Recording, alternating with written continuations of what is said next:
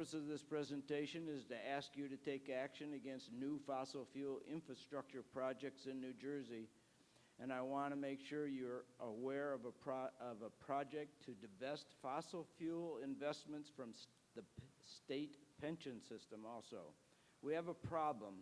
There needs to be a large reduction in greenhouse gas emissions by 50% or more by 2030. This goal applies worldwide to the United States and was set by Governor Murphy for New Jersey in 2021. How could New Jersey accomplish that goal? First and foremost, by not allowing any more fossil fuel infrastructure to be built in New Jersey. Governor Murphy has the power to do that. He can enact a moratorium on new fossil fuel projects in New Jersey. You may ask, do we need more fossil fuel projects in New Jersey? The answer is absolutely no. That was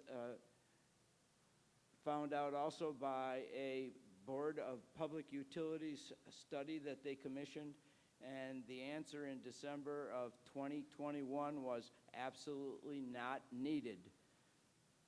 Allowing more fossil fuel infrastructure will have the following bad results, very bad results for the climate, environment, and ratepayers in New Jersey. It'll make the goal of reducing emissions by 50% by 2030 even more difficult to reach. At a minimum, the environmental impact would be to add to our already poor ground level pollution, thus increasing health problems for New Jersey residents. For ratepayers, there would be 4 additional costs. First, for the additional fossil fuel infrastructure, which is not needed. Additional cost increases over time because fossil fuel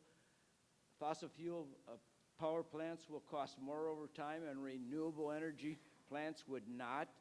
Costs will increase again at the end of the life of those plants, that if we didn't have them, we wouldn't have to get rid of them, and that'll cost money. And the capital that we waste on the fossil fuel infrastructure should be going to renewable energy, and if it doesn't go to renewable energy, when it has to go, it'll cost more. The time frame for all of these things are the next 30 years, and the climate impacts of not allowing those will be around for thousands of years. For documentation for an individual or committee to support the above facts, contact me at an email address or my telephone. I can also clarify what action should be taken. It is imperative that we act. A board resolution asking Governor Murphy to enact a moratorium is needed. Regarding the pension system, go to Divest New Jersey website about divesting the pension system from fossil fuels. I have 2 more items, and then if there's time available, I can come back to the subject of divestment. Ezra Klein in New York Times today had an article about children and climate change. It is extremely well written with an amazing understanding of climate facts. The title is, "Your Kids Are Not Doomed." On June 23rd, second item, on June 23rd, there will be a march, rally, and lobbying in Trenton with the goal of getting Governor Murphy to enact that moratorium.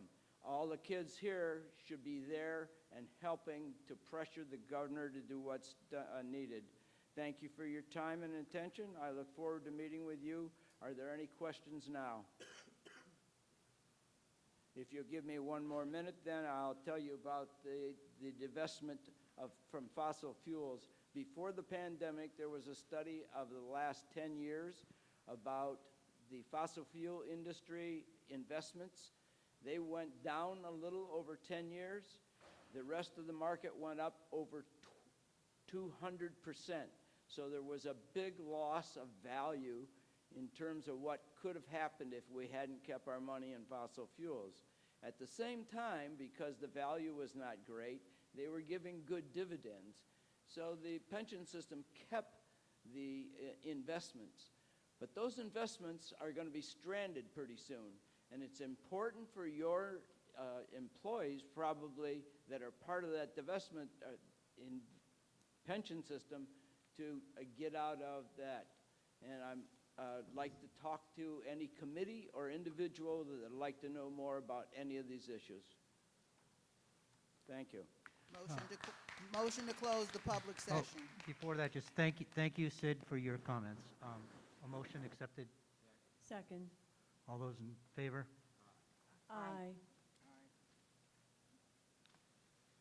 We are now at the item 8, fiscal plannings and operations.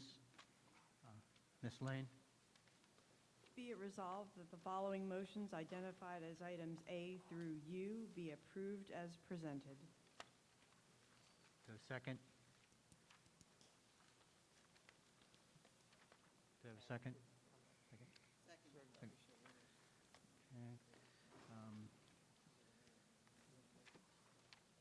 Is there any discussion? Just, I would ask that item G on the agenda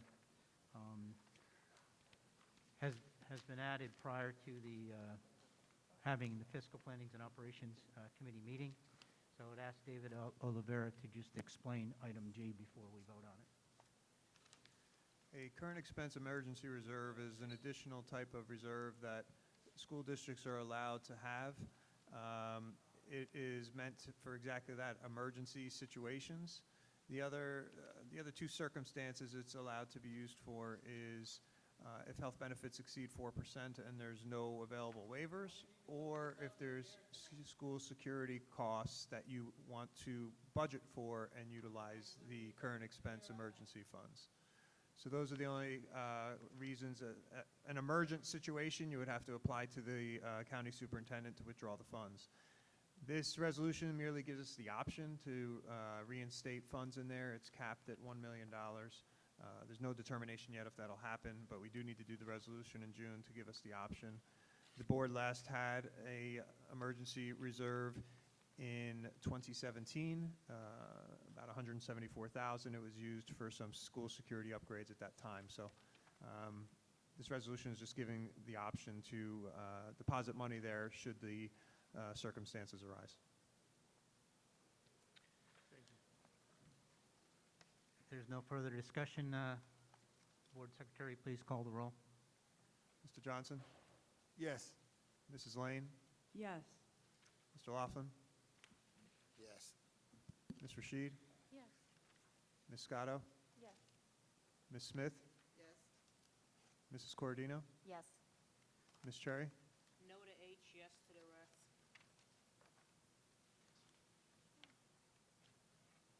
Dr. Connors? Yes. The motion's carried. Item 14, policy, Ms. Smith.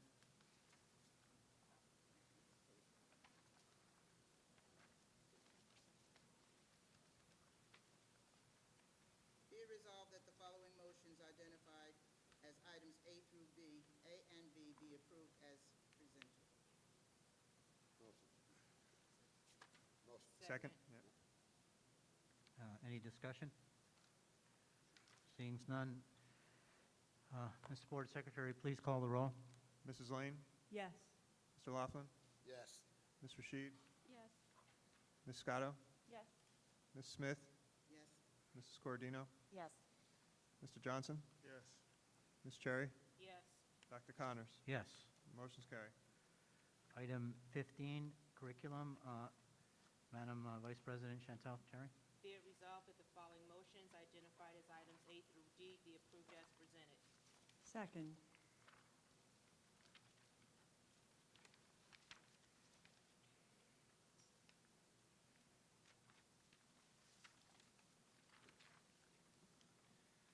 Any discussion? Any comments?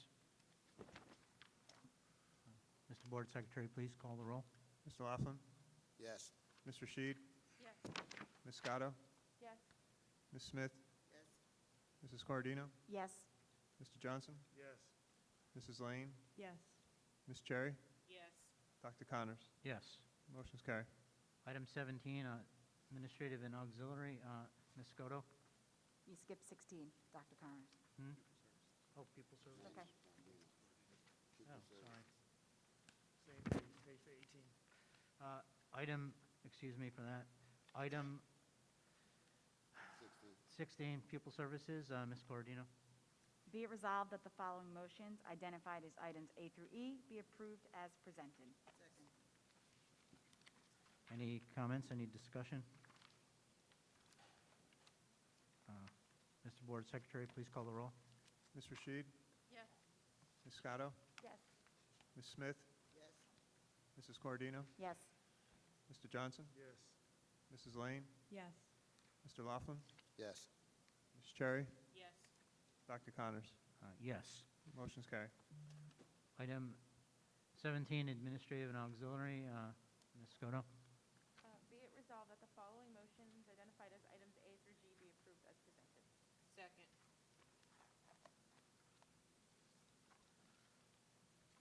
Are there any comments or discussion?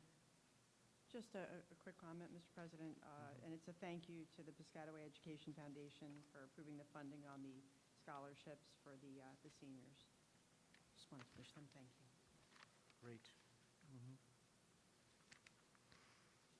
And I think as we come out of the pandemic, we'll be having more activities, so there'll be more money for scholarships and grants. So, Mr. Board Secretary, please call the roll. Ms. Scotto? Yes. Ms. Smith? Yes. Mrs. Cordino? Yes. Mr. Johnson? Yes. Mrs. Lane? Yes. Mr. Laughlin? Yes. Ms. Rashid? Yes. Ms. Cherry? Yes. Dr. Connors? Yes. Motion's carried. Item 18, old business. Anyone have any old business? I just have one item, just a reminder that at the last meeting, we did vote to form a ad hoc committee on later school times, and so we're getting back to those people that want to volunteer so that this summer we can begin to look into that issue, okay? Anyone else? Item 19, new business. Yeah, I have two pieces of new business. At the beginning of the meeting, I put something at your tables, Piscataway High School graduation instructions. This is information for you to obtain your gown and to actually get to the ceremony. Basically, the gowns will be pressed at the administration building. Here's three options. You could pick up the gown, take it with you, and then just follow the directions and the map attached as well. Use the parking pass that's attached as well, and drive yourself to the ceremony. The instructions are on there. If you do that, no problem. You can give me a call, and I will help you make sure you get to the right place. Option two is to come and take the bus with us. Show up about 4:30. There'll be some refreshments there for you, a little light dinner. We'll all get on the bus together and be able to go over there. And the third option is to come and join us for dinner and drive yourself over as well. Follow the bus, and there'll be a VIP parking, so it won't be difficult to park. And then there's a separate entrance for us because we have to certify that we are all in COVID shape, so to speak. So if there's any questions, please give me a call directly. I wanted to make sure you had that. The board members who are speaking and attending the middle school promotion ceremonies, I gave you the instructions there. If anybody wishes to go to the middle school that isn't speaking at one, just give me a call, and I'll be happy to let you know what's going on, where to park, what time to show up, things like that. The second piece of new business, not on our original event schedule because we didn't know that the books were going to come in and be published in time. What I'm holding is the 4th annual Teen Writers Guild book that is totally authored by students at the high school. In conjunction with Judith Kristen, they wrote it, edited, and published the book. This year's book is called Go Big. It's our 4th edition, one of the things I'm extremely proud of. The book signing will be the 14th. Again, we didn't know when the books were actually be coming in. It'll be the 14th, 6 p.m. In F100 in this building. It will be on your weekly list tomorrow that Lisa Cabas sends out to you. So if you can make it, that's great. If not, we understand it's late notice, but it really is a nice event, and really, really proud of the kids. So, thank you. And on that, in the events, remember, Lisa is sending out a list, and what's left for this week is the band banquet in the Commons. Okay. I had one item for new business. I had mentioned it earlier, knowing that someone would bring it up, and that is that, I won't read it again, it was my comments about in light of the recent school shooting tragedy at Robb Elementary School, and in discussion with the superintendent and having conversations with board members, I'm recommending that we form an ad hoc committee, calling the committee Overall School Safety. And the purpose of that committee will be to make sure we review, discuss, and recommend any cutting-edge processes and procedures in our schools that could ultimately save lives. And then we would report back on it in the fall. Okay? Tom, if I could add something. As a school district, we talk about safety all the time. And it's not something that we only talk about when unfortunate events happen, but it happens to be on people's minds in the community more when unfortunate events happen. We sent a letter out to the community really kind of outlining things that we do. And I want to point out something that Dr. Connors just mentioned. Really, we want to form this committee to stay on the cutting edge of things, right? To always continue to improve and to do better. We know there's always improvements that could be made, and we want to make sure that we, have the discussions, get all different point of views, and make sure that we, again, stay on the cutting edge of the things that we can do. Could I make a recommendation? Yes, our Ms. Scotto, go ahead. curriculum meeting, I feel like maybe we should prioritize, just in light of everything, I think we need to listen to our queer students right now. I'm not even talking about like the specific issue, but just, I think our queer students need support right now, and I think we should make it a priority to look back in our curriculum and see what we can improve upon. Like, there's actions the board can take, I think, even if we can't take other actions, which is, like, I'm not talking about that. I'm talking about, like, what our students need, and I just see they need to be supported, and I think, could we make that a priority at our next curriculum meeting, or just in all the committees, I feel like? We just had a meeting, but, right, we can, something we can. Yeah, we can certainly. I think that needs to be prioritized, like, just, like, race and gender in general, I think, could be something we could talk about, just implementing more across the board. And I know that we've been talking about it, but I think even more we should prioritize it.